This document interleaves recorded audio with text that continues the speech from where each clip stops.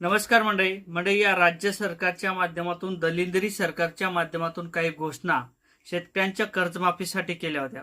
शेतकऱ्यांच्या कर्जमाफीसाठी 2 लाख रुपयाची कर्जमाफी करू असं एक आश्वासन दिलं होतं। तर 50,000 प्रोत्साहनपर अनुदान देऊ असं सुद्धा सांगितलं होतं। आणि त्यानंतर समिती सुद्धा स्थापित झाली होती। या समितीच्या माध्यमातून काही काम बघण्याचं काम सुरू केलं होतं।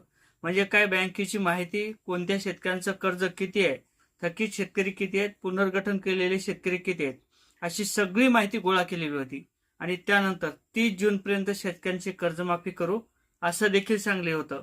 परंतु आज जी काही महत्वाची बैठक झाली, या महत्वाच्या बैठकीमध्ये काय कारण दाखवण्यात आलेले आणि मुख्यमंत्री फडणवीस यांनी कर्जमाफीच्या संदर्भात काय सांगितलेलं आहे याचीच माहिती घेणारा हा व्हिडिओ।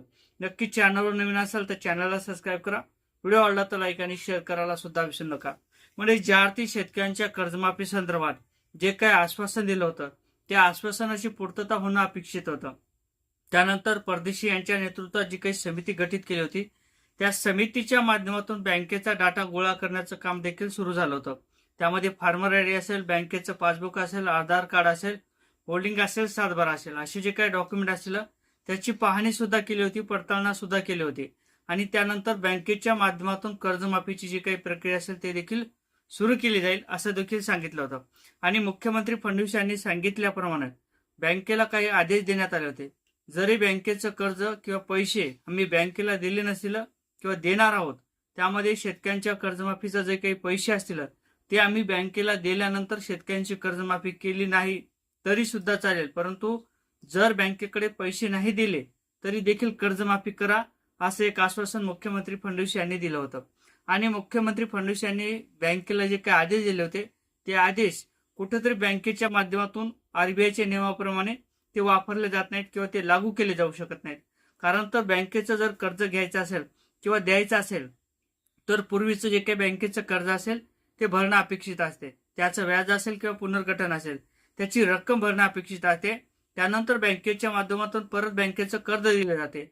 परंतु बँकेच्या माध्यमातून जे काही सांगितलं त्याप्रमाणे बँकेच्या कर्जाच्या खात्यावरती जोपर्यंत राज्य सरकारचा हिस्सा आणि केंद्र सरकारचा हिस्सा अर्थातच काही जे काही कर्जमाफीचे पैसे असतील जोपर्यंत ते बँकेच्या खात्यावरती ट्रान्सफर होत नाही तोपर्यंत कोणत्याही प्रकारची बँक कर्जमाफी देत नाही।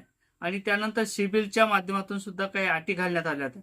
म्हणजे काय, बँकेचं जे काही कर्ज घेतलेले शेतकरी असेल त्यांचा सिबिल कोर्स हा चांगला असला पाहिजे तरच त्या पुढचं कर्ज घेणं अपेक्षित असते किंवा कर्ज मिळणं शक्य असते।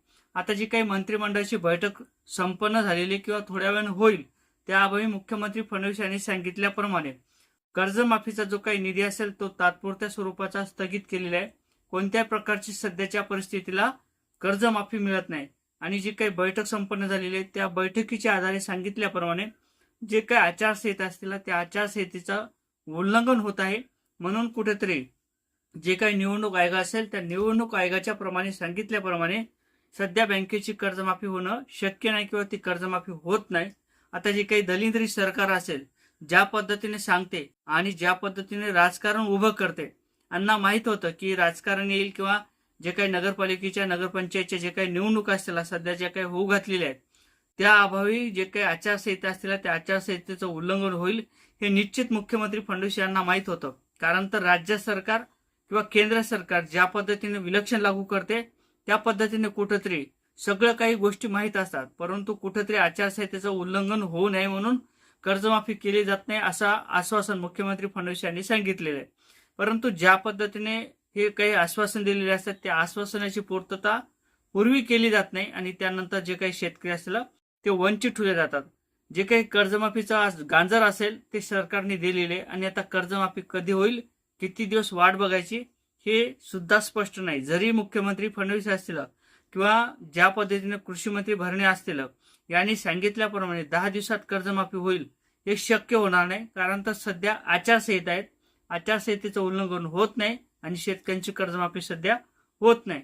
आता या संदर्भात नेमकं तुम्हाला काय वाटते, राज्य सरकारच्या काही चुका आहेत का, नेमकं कर्जमाफीचा जो काही आश्वासन असेल ते गांजर आहे का, नक्कीच कमेंट करायला विसरू नका। जय शिवराय।